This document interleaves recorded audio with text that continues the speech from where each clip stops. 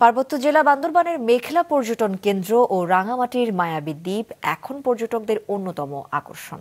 পাহাড় ও হ্রদের সৌন্দর্য উপভোগে এই দুটি স্পট দিন দিন জনপ্রিয় হয়ে উঠছে। তবে পরিবেশবাদীদের অভিযোগ, পর্যটকদের ফেলা বর্জ্যে এলাকার পরিবেশ নষ্ট হচ্ছে। বিস্তারিত ডেস্ক রিপোর্টে। মেঘ, নদী, পাহাড় আর ঝর্ণার জেলা বান্দরবান ভ্রমণ পিপাসুদের জন্য যেন এক স্বর্গরাজ্য। পাহাড় কন্যা খ্যাত এই জেলায় রয়েছে অসংখ্য দর্শনীয় স্থান, যা পর্যটকদের মুগ্ধ করে।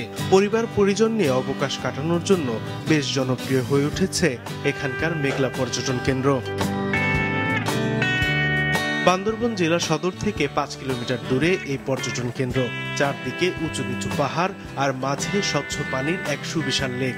পর্যটকদের বিনোদনের জন্য রয়েছে দুটি ঝুলন্ত সেতু, কাইকিং এর ব্যবস্থা এবং কেবল কার সহ বিভিন্ন আয়োজন। এখানে এসে কেবল কারে উঠলাম, বোটে উঠবো। কেবল কার থেকে ভিউটা অনেক সুন্দর দেখা যাচ্ছিল। নিজের চোখে না দেখলে বোঝা যায় না যে কত সুন্দর।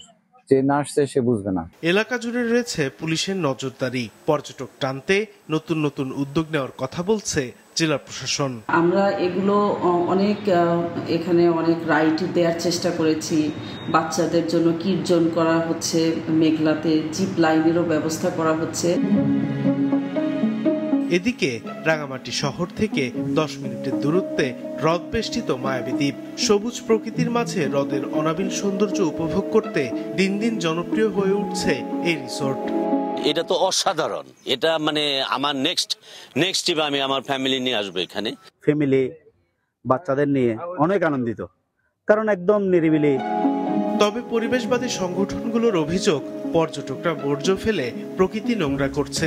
ব্যবসায়ীরা অবৈধভাবে অনেক রিসোর্ট তৈরি করছে। কোথায় কটেজ হবে, কিভাবে হবে না হবে, এই সব বিষয়গুলো এখন যদি মনিটরিং করা না যায়, তাহলে আসলে রাঙামাটির যে সৌন্দর্য দেখতে পর্যটকরা আসেন, সেটা মানে ভবিষ্যতে তারা সেটা দেখতে পাবেন। রাঙামাটি শহরের আশপাশে কাপ্তাই হ্রদ ও কর্ণফুলী নদীর তীরে গড়ে উঠেছে অন্তত 20টি রিসোর্ট।